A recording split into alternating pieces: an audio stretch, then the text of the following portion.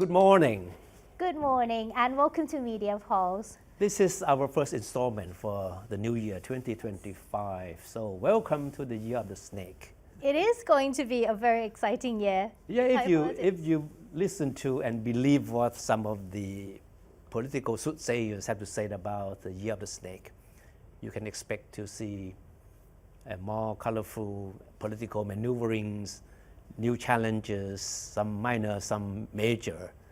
And some of the soothsayers even predicted a more bumpy road for the Patchimanon government this year. Yeah, I guess anything is possible in Thai politics these days. Right. And the three stories we're going to talk about this morning are all about one particular family, the family that has dominated the media headlines over the past 1 year. It's none other than the Shinawatra family. Okay, let's start with the patriarch, Kun Thaksin Shinawatra, right? The dad. So looking back over the year, I think we find it undeniable that no one has had a greater impact on the Thai political scene than Kun Thaksin Shinawatra, the former Prime Minister. Because ever since his discharge from the British hospital last year, followed by a royal pardon, the former Prime Minister has never stopped demonstrating who the real political boss is. Yeah, but again, he doesn't hold any formal positions either in the government or in the Pheu Thai party itself. But it's obvious that he's the one who's calling the shots when it comes to major political decisions. And this is reflected in how many of the Patchimanon government's policies align with Thaksin's preferences and proposals. And to say that his influence overshadows the real Prime Minister, that is his daughter, Kun Patchimanon, that would be an understatement, because Patchimanon appears to be more than willing to play a secondary role to her father.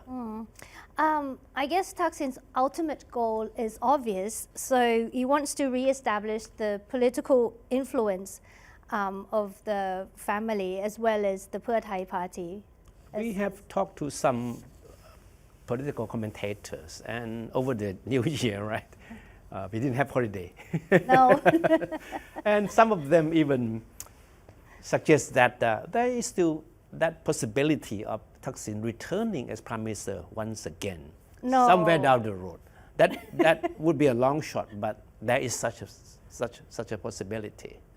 Well, they think, yeah, a lot of people are saying that anything with Thaksin coming back and making all the roadshows, I was going to say, meeting people and all that, anything is possible in Thai politics these days, isn't it? Yeah, but to be able to achieve that, Thaksin knows that Pheu Thai party will need to win big in the next general elections.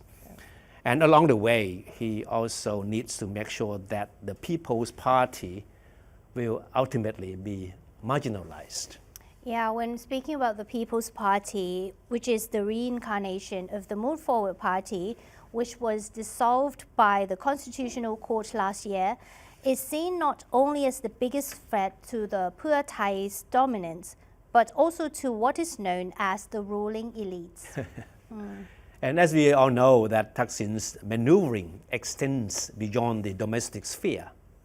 Right? Out of the blue, the Malaysian Prime Minister Anwar Ibrahim in mid-December made him an advisor on ASEAN affairs. And 2 weeks later, the two leaders had a meeting on a yacht on the Thai-Malaysian maritime border. A very nice yacht. But there's never been an official statement about the meeting from the Thai side. But Thaksin only said that the meeting touched on situations in Thailand's deep south, the economy, and the Myanmar crisis. Yeah. When I mentioned the two leaders, Anwar and Thaksin, it's quite clear that Thaksin is officially not a leader, but everybody knows that he's the de facto leader. De facto leader. All right, so senior officials in the security-related government agencies told Thai PBS World that Thaksin has persistently shown interest in having a role in dealing with the situation in the stripe-torn southern Thailand and the crisis in Myanmar.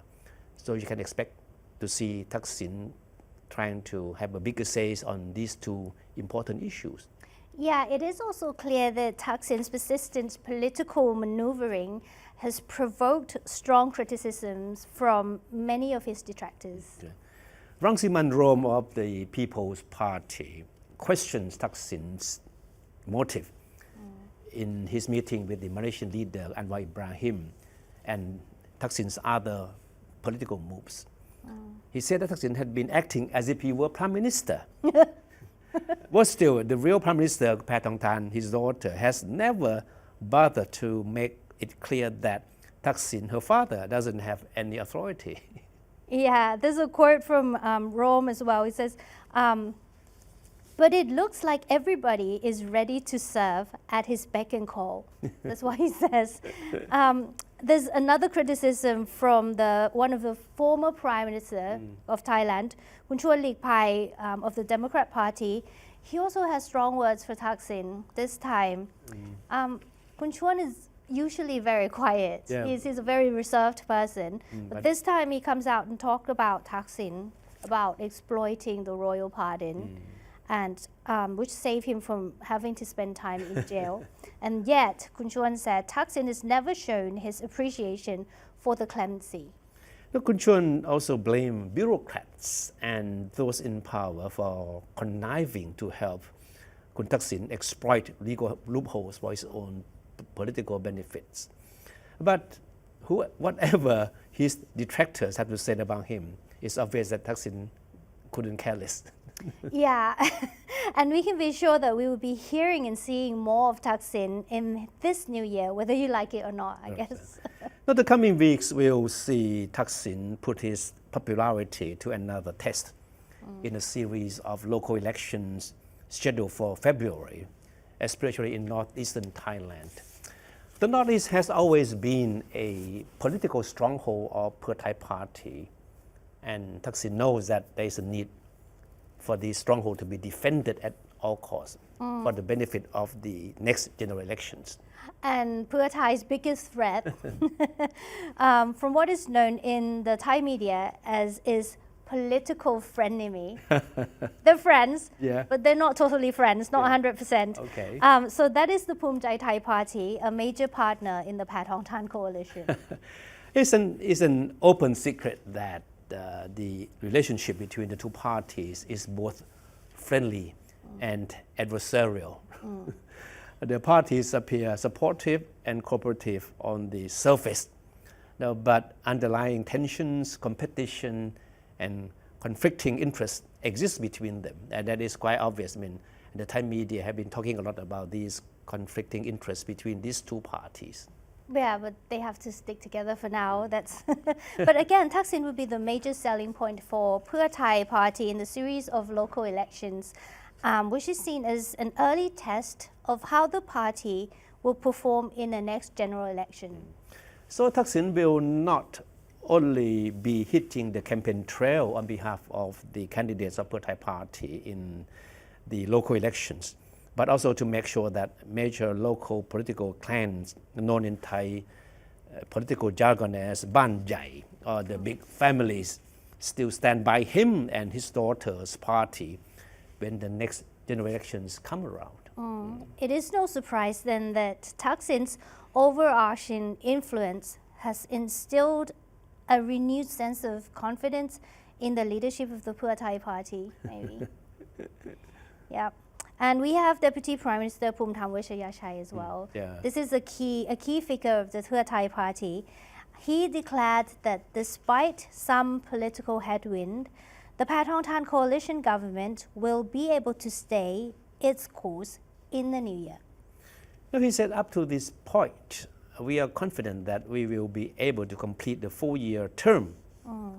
He said this in response to questions about potential conflicts among the coalition partners. We mentioned earlier about the conflicts between Phumjai Thai and Pheu Thai Party.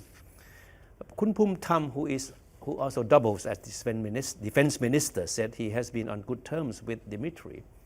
The reason he said this is because he was pestered with a lot of questions about his relationship with Dimitri. And of course, the history is a good reminder because under the leadership of the Thepchai party, right? Remember that? Yeah. Kun Thaksin and Yingluck Shinawatra, the brother and sister. Yes. Their governments were toppled in By the military. So they have always been questioned whether or not the same thing, history will repeat itself or not. Well, Phumtham says he's on good terms with the military, but are the military on good terms with him? We have yet to hear from the military, which we'll never hear for sure. Anyway, the speaker, the House Speaker, Kun Wan Muhammad Nur Matha, chose to see things a bit differently for the new year. He gave an interview as well. So he's a veteran politician, and he predicted a more bumpy road ahead for the ruling coalition. He said the political situation has the potential to get more intense than the past 2 years. The House Speaker did not elaborate, but highlighted essential bread and butter issues that he thinks the government need to seriously address. Yeah, he says if the government can deal with the plights being suffered by the people, it will be facing less heat and may be able to complete its term. It's all up to how the government will handle the problems.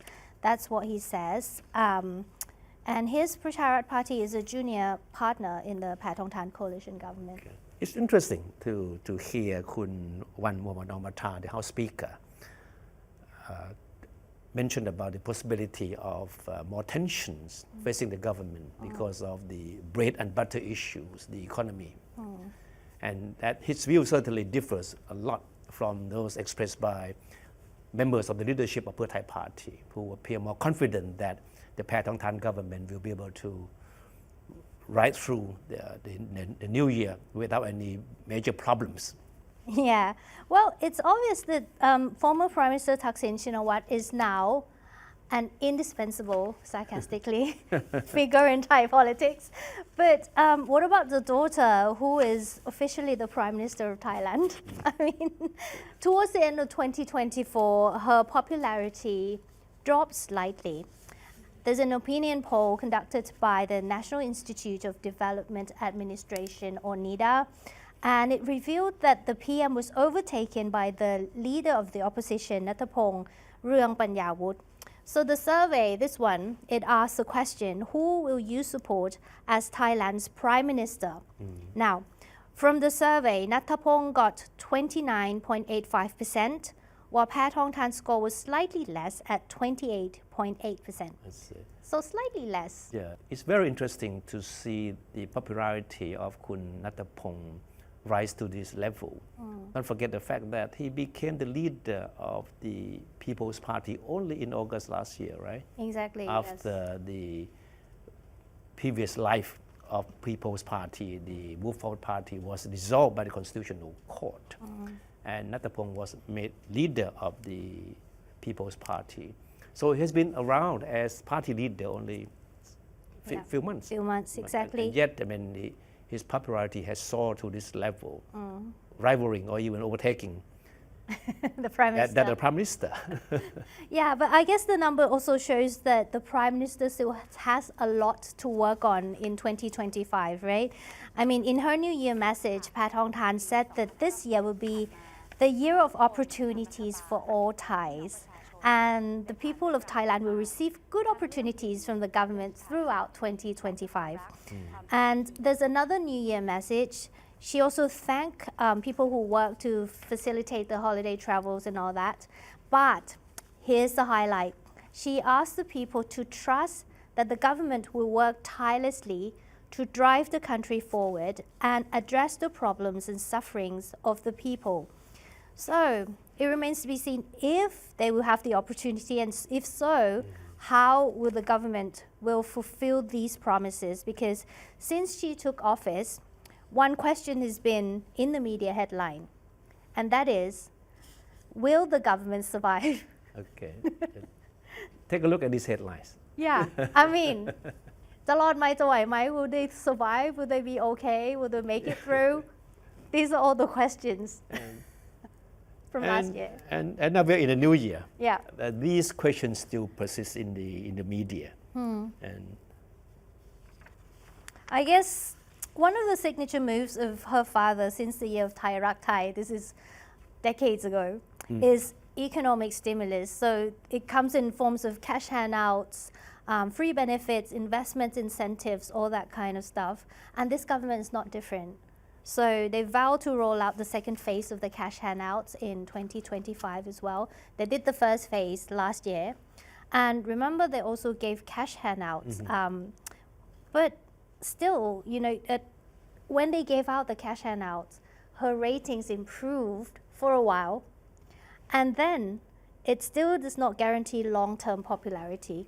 So what awaits in 2025 for this government, especially for the Prime Minister? There's a few issues, I guess. One of the biggest challenges awaiting her is the upcoming censure debate planned by the opposition against the Pattongtan government. It's most likely to take place in March, right? Yeah. And then there's still this issue of so-called MOU 44, which deals with the overlapping territorial claims between Thailand and Cambodia.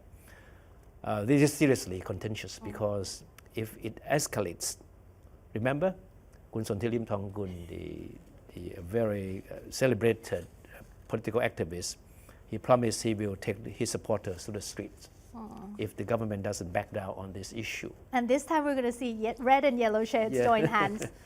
Oh God. There's another issue as well. The third one would be the issue of her father's 14th floor scandal, which is now under investigation by the National Anti-Corruption Commission. And then this is the issue that promised to be potentially explosive.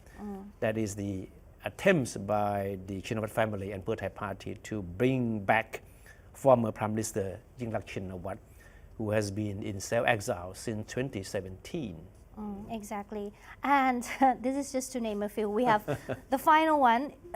She still has to deal with the criticism that her father is the person calling all the shots in the government now.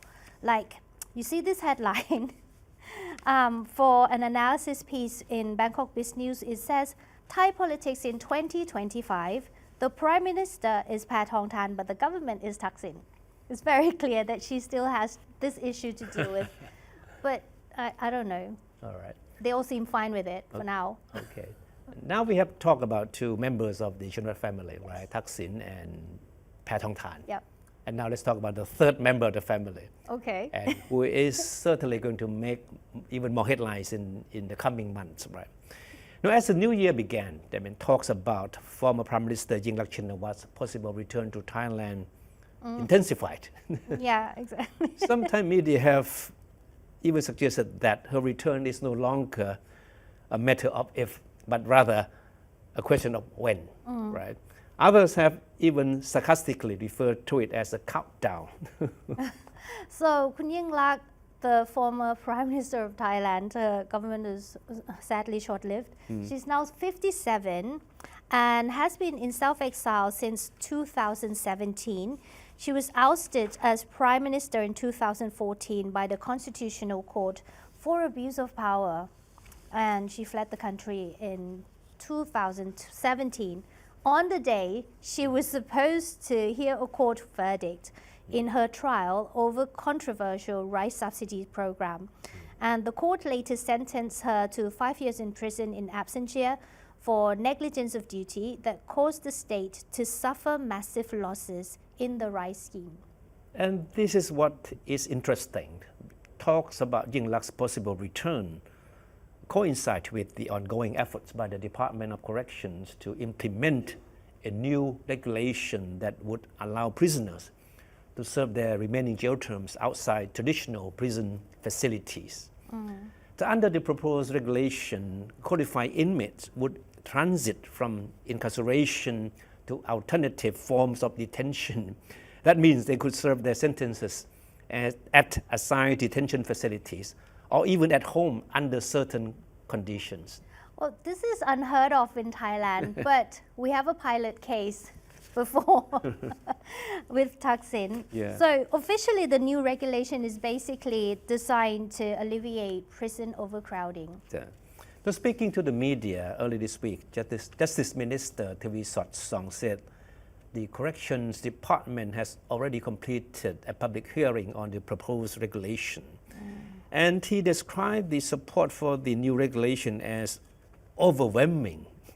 Right. And he insisted that the regulation is not meant to benefit any specific individuals, not naming any names. Yeah. It is basically designed to deal with prison overcrowding with inmates who are seriously ill and those convicted of minor offenses being the main target groups. Kuntubi explained that only inmates sentenced to a prison term of 4 years or less will be eligible to serve their remaining terms at alternative prison facilities. And this is the point he tried very hard to stress. There is no exception for Ying Lak. Kun Ying Lak was given a 5-year jail term, remember that? But as we all know that she has not spent a single day behind bars, despite the sentence. Yeah. Another important political figure, the Deputy Prime Minister Phumtham Wechayachai, also tried to play it down, meaning the speculation about possible special treatment for Ying Lak. And here's a quote. He said that it's natural that Kun Ying Lak would want to come home after having been away for so long. There are rules, and if she meets them, I don't see any problems, Kun Phumtham said. Okay. There are rules. No, but critics take assurance given by both Kun Phumtham and Tovi with a grain of salt. Thai media have been full of speculation by political commentators that the rules could somehow be bent to help Ying Lak from being locked up in the prison once she returns. There has been talks about the so-called Thaksin model. So Thaksin ended his self-exile and returned in August 2023, as we remember, and he was sentenced to 8 years in jail for corruption. But only hours after being brought to the Bangkok remand prison where he was supposed to serve out his sentence, Thaksin was diagnosed with chest pain and erratic blood pressure, and he was rushed to the police hospital, and a week later, he was granted a royal commutation, reducing his 8-year prison term to just 1 year. So the question is whether there will be a dual Thaksin I know. episode or not. Right. Yeah. He spent the next 6 months recuperating at the police hospital and then was discharged in February this year, followed by a royal pardon in August last year. So, Look, Thaksin's return and subsequent exoneration is widely reported to be part of a political deal that many political analysts believe was also designed to benefit Ying Lak. And the Thai media believe that her return is just around the corner. well, whoever came up with these plans are quite, quite something. Political analysts do not discount the possibility that she could return. Ying Lak's 5-year sentence could be commuted, enabling her to meet the criteria set out under the new regulation that allows alternative prison facilities.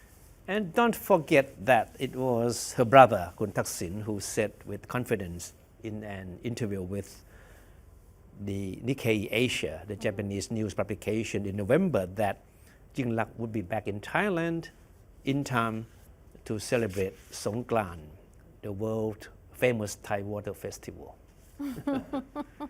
Throwing water. And Thaksin is still as confident as he was when he gave the interview that his sister will be home by Songkran. So the countdown begins. That's right. That's what the Thai media believe. That it's not the question of if, it's now a matter of when. Yeah, we'll be sure to bring you the analysis and the latest. And if she returns, we might do a live program on that as well, if there's enough substance to it. Okay. Anyway, that's it for this week's program. Thank you so much for watching. We hope you have a great new year. Yeah. See you next week. Okay. Bye. Bye-bye.